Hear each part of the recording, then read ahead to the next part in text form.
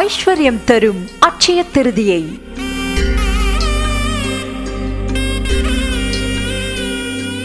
திதியை பிடித்தால் விதியை வெல்லலாம் என்பார்கள். திதிகள் அவ்வளவு விசேஷமானவையாம். திதி என்ற வடச்சொல்லுக்கு தொலைவு என்று பொருள்.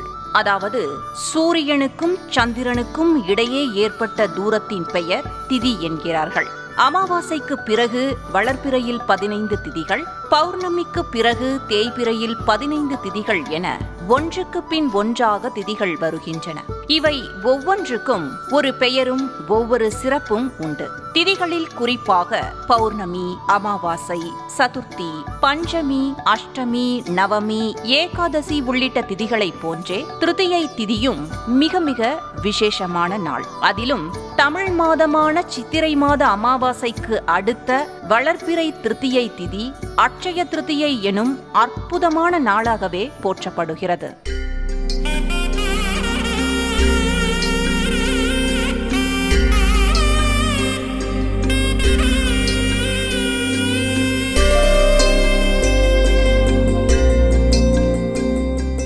அடிபடாத இரண்டாக உடையாத முழு அரிசிக்கு அட்சதை என்று பெயர். சதம் என்றால் அடிபட்டு ஊனமாகாதது என்றும் அர்த்தம் உண்டு. அட்சதையால் அட்சயனை மதுசூதனனை வணங்குவதால் அந்த திதிக்கு அட்சய திருதியை எனும் பெயரமைந்ததாக சொல்கிறது புராணம்.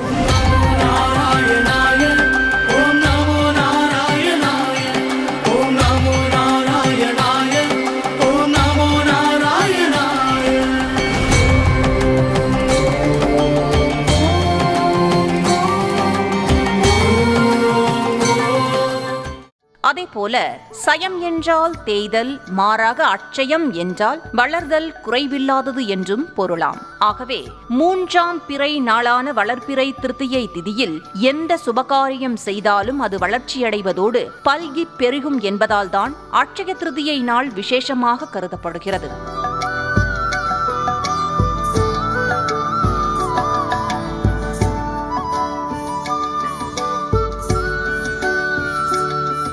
குறிப்பாக இந்த அட்சய திருதியை நாளானது திங்கள் அல்லது புதன்கிழமைகளில் ரோகிணி நட்சத்திரத்துடன் இணைந்து வந்தால் அன்றைய நாள் மிக மிக சக்தி வாய்ந்த நாளாக கூறப்படுகிறது. அந்த வகையில் இந்த 2025ஆம் வருடத்துக்கான அட்சய திருதியை நாள் புதன்கிழமை என்பதால் இந்நாளை யாரும் தவறவிட்டு விடாதீர்கள். இது மிக மிக முக்கியமான விசேஷ நாள். இன்றைய நாளில் நாம் செல்ல வேண்டிய கோயில்கள், வழிபட வேண்டிய தெய்வங்கள், செய்ய வேண்டிய பூஜைகள், குறிப்பாக அன்றைய தினம் நாம் வாங்க வேண்டிய பொருட்கள் என்ன, எந்த பொருளை தானம் செய்யலாம் மற்றும் இதனால் கிடைக்கும் பலன்கள் என்னென்ன என்பதைத்தான் இந்த பதிவில் காண இருக்கின்றோம். அதற்கு முன்பாக அட்சய திருதியை நாளின் முக்கியத்துவத்தை அறிந்து கொள்வோம். வாருங்கள். மகாலட்சுமி ஜெகன்மாதா மனமிறங்கி வரமருள் மகாலட்சுமி. அட்சய திருதியை நாளில்தான் விநாயகருக்கு மகாபாரதத்தை வியாசர் போதித்ததாகவும், முதல் யுகமான கிருதயுகத்தில் பிரம்மா உலகை படைத்தது, உலக உயிர்களின் பசியை தீர்க்கும் அன்னபூரணியே அவதரித்ததாகவும் கூறப்படுகிறது. அதோடு ராவணனிடம் தன் செல்வங்களை எல்லாம் இழந்த குபேரன் சிவபெருமானை வழிபட்டு குறைவில்லாத செல்வங்களை பெற்ற நாள். கிருஷ்ணர் தனது நண்பர் சுதாமாவுக்கு அழியாத செல்வத்தை வழங்கியதும் அட்சய திருதியை என்கிறது புராணம். மேலும் திருமகள் திருமாலின் மார்பில் நீங்கா இடம் பிடித்தது, ஐஸ்வர்யலட்சுமி தான்யலட்சுமி அவதாரம் நிகழ்ந்தது, பரசுராமர் பலராமர் அவதரித்தது, இந்திரனின் சாபமெல்லாம் நீங்க பெற்று ராஜ்யம் திரும்ப கிடைத்தது, வனவாச காலத்தில் பாண்டவர்கள் அட்சய பாத்திரம் பெற்றது, மணிமேகலை அட்சய பாத்திரம் பெற்றதும், ஆதிசங்கரர் திருமகள் மீது கனகதாரா பாடி தங்க நெல்லிக்கனிகளை மழையாக பொழிய வைத்தது உள்ளிட்ட பல குறிப்பிடத்தகுந்த முக்கிய நிகழ்வுகள் எல்லாம் நடைபெற்றது அட்சய திருதியை நாளில்தான் என்று சொல்லப்படுகிறது. ஓம் அகில லக்ஷ்மியே போற்றி, ஓம் அன்னலக்ஷ்மியே போற்றி, ஓம் அலங்கார லக்ஷ்மியே போற்றி, ஓம் அமிர்த லக்ஷ்மியே போற்றி, ஓம் அமர லக்ஷ்மியே போற்றி, ஓம் ஹம்சலக்ஷ்மியே போற்றி. இந்த நிகழ்வுகளை எல்லாம் வைத்து பாருங்கள். அதாவது குபேரர் இழந்த செல்வத்தை அட்சய திருத்தியை நாளில் பெற்றதால் தான் அது பல்கி பெருகி கணக்கிலடங்காத செல்வமாகவும் அவரே செல்வத்தின் அதிபதியாக நிலை பெற்றிருப்பதாகவும் கூறுகிறார்கள். ஒரு அட்சய திருத்தியை நாளில் ஆதிசங்கரர் திருமகள் மீது கனகதாரா ஸ்தோத்திரம் பாட அதற்கு மனமகிழ்ந்த திருமகள் ஒரு தங்க நெல்லிக்கனியை அல்ல, மாறாக தங்க நெல்லிக்கனிகளை மழையாக பொழிய வைத்திருக்கிறாள். ஏனென்றால் அன்று அட்சய திருத்தியை நாளாம். அருளாய் பொருளாய் அழகாய் அமைந்தாய், கவிதை படைக்க கனிவாய் படித்தாய்.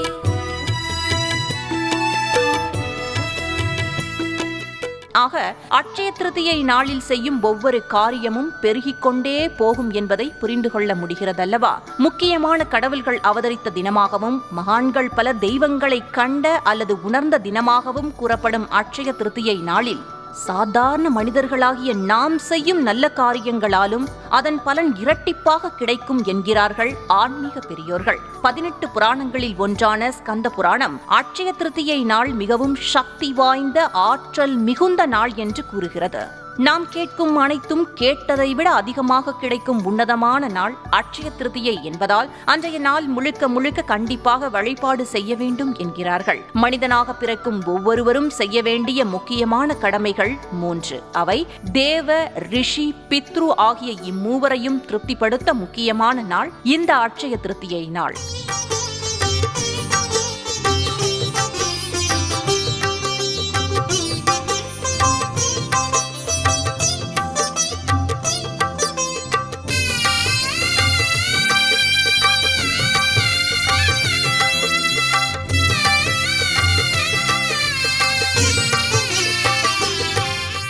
மாதம் தோறும் பௌர்ணமி வழிபாடு செய்வது எவ்வளவு முக்கியமோ அதே போல இந்த அட்சய திருத்தியை நாளில் நாம் கண்டிப்பாக ரிஷிகள் இருக்கும் கோயில்களுக்கும் இடங்களுக்கும் சென்று வழிபட வேண்டும். குறிப்பாக அகத்திய மாமுனி, வசிஷ்டர் மற்றும் 18 சித்தர்களையும் மனதில் நினைத்து தியானிக்கலாம். முக்கியமாக குருவை நினைத்து வழிபட வேண்டிய நாளாம். அமாவாசை தினத்தில் முன்னோர்களுக்கு தர்ப்பணம் செய்வது எவ்வளவு முக்கியமோ அதே போல அட்சய திருத்தியை நாளில் தர்ப்பணம் செய்வது மிகவும் விசேஷமாம்.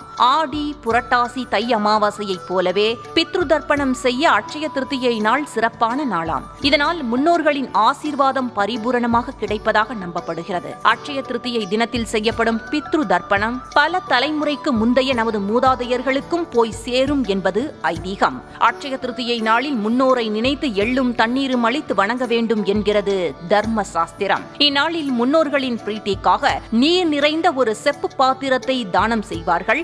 இது தர்ம கட தானம் எனப்படும். இதனால் நம் முன்னோர்கள் பித்ருலோகத்தில் தாகமின்றி இருப்பார்களாம். அல்லது தண்ணீர் நிரம்பிய குடத்தை தானமாக தருவதும் தர்ம கடம் எனவே கூறப்படுகிறது. எனவே அட்சய திருதியை தினத்தன்று செய்யப்படும் பித்ருக்கடன் மிக முக்கியம் வாய்ந்ததாக கருதப்படுகிறது. கோயில்களுக்கு செல்வதோடு மட்டுமல்லாமல் கூட்டு பிரார்த்தனை செய்வதும், பூஜைகள், ஹோமங்கள், அபிஷேகங்கள் செய்வதும், ஆலயத்தை தூய்மைப்படுத்தும் உழவார பணிகளிலும் கூட ஈடுபடலாம். முக்கியமாக கூட்டு வழிபாடு செய்வது விசேஷம். அட்சய திருதியை நாள் தெய்வீக சக்திகளை உங்களுக்குள் அனுகிரகித்துக் கொள்ள ஒரு முக்கியமான நாள் என்பதால் வீட்டில் பூஜை அறைகளில் அமர்ந்து சிவபுராணம், 4000 திவ்ய பிரபந்தம், அபிராமி அந்தாதியை படிப்பதும் கேட்பதும் நல்லது. இது தெய்வீக சக்தியை ஈர்த்து தருமாம்.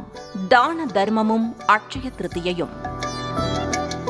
இந்நாளில் எந்தவிதமான ஏற்றத்தாழ்வுகளும் இன்றி ஏழை எளியோருக்கு அன்னதானம் அளிப்பது, பெரியோர்களுக்கு குடை, விசிறி, நீர்மோர், பானகம், அரிசி, கோதுமை உள்ளிட்ட பொருட்களை தானமாக அளிப்பதும், பசுமாடு அல்லது பட்சிகளுக்கு தண்ணீர் மற்றும் உணவளிப்பதும் வாழ்வில் நம்ப முடியாத பலன்களையும் நல்ல மாற்றங்களையும் ஏற்படுத்துமாம். அதுவும் அட்சய திருத்தியை நாள் சித்திரை வைகாசியை ஒட்டி வருகிறது என்பதால் இது வெயில் தொடங்கும் அல்லது அதிகமாக இருக்கும் காலமாக இருப்பதால் தண்ணீர் தானம் மிக நல்ல பலனை தரும் என்கிறார்கள்.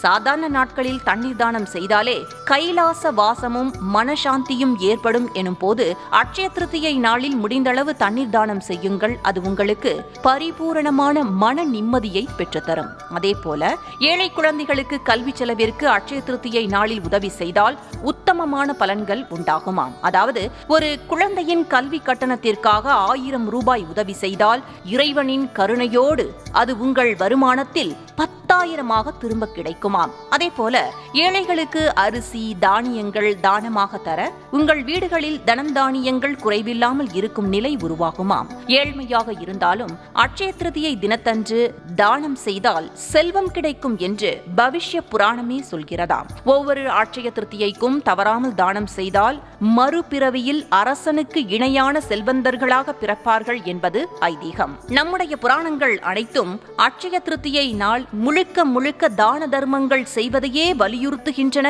என்பதால் குறித்து வைத்துக் கொள்ளுங்கள். உங்கள் வாழ்வில் நம்ப முடியாத பலன்களும் மாற்றங்களும் நிகழ வேண்டும் எனில் கண்டிப்பாக தானம் செய்ய வேண்டுமாம். அட்சய திருதியை நாளில் தானமாக நீங்கள் செய்யும் எதுவும் 1-2 மடங்காக அல்ல, பல மடங்காக திரும்ப கிடைக்கும் அதிசயமும் நிகழுமாம்.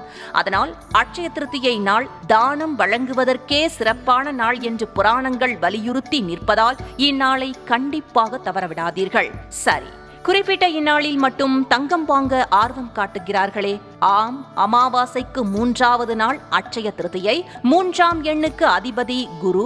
இந்த குரு உலோகத்தில் தங்கத்தை பிரதிபலிக்கிறார். எனவே குருவுக்கு பொன்னன் என்ற சிறப்பு பெயரும் உண்டு. இதனால்தான் அட்சய திருதியை நாளில் தங்கம் வாங்குவது சிறப்பு பெறுகிறது. தங்கம் என்பது ஓர் முதலீடுதான். இதனை தங்கள் பணத்தில்தான் வாங்க வேண்டும் என்கிறார்கள் சாஸ்திரங்களின்படி. முக்கியமாக ஏழை பெண்கள் திருமணத்திற்கு தங்க திருமாங்கல்யம் தானம் செய்வதால் நிறைந்த சுமங்கலி பாக்கியம் உண்டாகுமாம். இது மட்டுமல்ல, வெள்ளி சாமான்கள், மர சாமான்கள், பர்னிச்சர் மற்றும் மங்கள பொருட்கள் இது போன்று எதை வேண்டுமானாலும் வாங்கலாம். ஆனால் இது போன்ற எந்த ஒரு பொருளையும் தானமாக அளித்தால் அது பன்மடங்காக உங்களுக்கு திரும்ப கிடைக்குமாம். அட்சய திருதியை அன்று எதுவும் வாங்க வாய்ப்போ வசதியோ இல்லாதவர்கள் கவலைப்பட வேண்டாம். ஸ்ரீ மகாலட்சுமியின் அம்சமான கல்வுப்பை கூட வாங்கலாம். அன்றைய தினம் கல்வுப்பை வாங்கி பூஜை அறையில் வைத்து பூஜிக்க மகாலட்சுமியின் பரிபூரணமான அருளும் நிறைவான செல்வமும் உண்டாகுமாம்.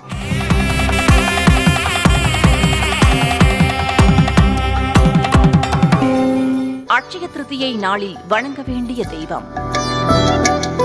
அட்சய திருதியை அன்று அதிகாலையில் எழுந்து நீராடிவிட்டு வீட்டின் பூஜை அறையில் கோலமிட்டு வாழை இலை ஒன்றினை வைத்து அதன் நடுவே கொஞ்சம் பச்சரிசியை பரப்பி நீர் நிரம்பிய கலசம் வைத்து அருகே ஒரு படியில் நெல் நிறைத்து வைக்க வேண்டும். அதன் பின் கலசத்திற்கு மஞ்சள் குங்குமம் இட்டு வாசனை மலர்கள் வைத்து தீபமேற்றி வைத்து வழிபட வேண்டும். செல்வம் பெருக, வியாபாரம் சிறக்க பெருமாள் மற்றும் மகாலட்சுமியையும், மாணவர்கள் கல்வியில் சிறந்து விளங்க ஹயக்ரீவர் மற்றும் சரஸ்வதி தேவியையும் வழிபட வேண்டும். குறிப்பாக குலதெய்வ இஷ்ட தெய்வ வழிபாடும் மிக நல்ல பலனை தருமாம். ராகு கேது சனி சம்பந்தப்பட்ட பிரச்சனைகள் தீர கோயில்களில் உள்ள நவகிரகங்களை வழிபடலாம். அமிர்த சஞ்சீவினி மந்திரம் ஜெபித்தால் நோய்களின் வீரியம் கொஞ்சம் கொஞ்சமாக குறைய ஆரம்பிக்குமாம். சிவபுராணம், கந்தசஷ்டி கவசம், அபிராமி அந்தாதி உள்ளிட்ட பாடல்களை பாடுவதும் கேட்பதும் கூட நல்லது என்கிறார்கள். ஓம் அகில லக்ஷ்மியே போற்றி. ஓம் அன்ன லக்ஷ்மியே போற்றி. ஓம் அலங்கார லக்ஷ்மியே போற்றி. ஓம் அமிர்த லக்ஷ்மியே போற்றி. நேயர்களே, தேவர்களின் தலைவனான இந்திரனுக்கே சாபமெல்லாம் நீங்கி அவருடைய ராஜ்யம் திரும்ப கிடைத்தது அட்சய திருதியை நாளில்தான் என்றால் சாதாரண மனிதர்களாகிய நமக்கு இறைவனின் அருளால் அட்சய திருதியை நாளில் நாம் வேண்டியதும் கிடைக்காதா என்ன? அதுவும் நீங்கள் தானம் கொடுக்க கொடுக்க கண்டிப்பாக உங்கள் செல்வமும் நிச்சயம் பெருகும். எனவே அட்சய திருதியை நாளில் மறவாமல் தெய்வ வழிபாட்டுடன் தானத்தையும் தாராளமாக செய்யுங்கள். தர்மம் என்றும் உங்கள் தலைமுறையை காக்கட்டும். ஐஸ்வர்யம் தரும் அட்சய திருதியை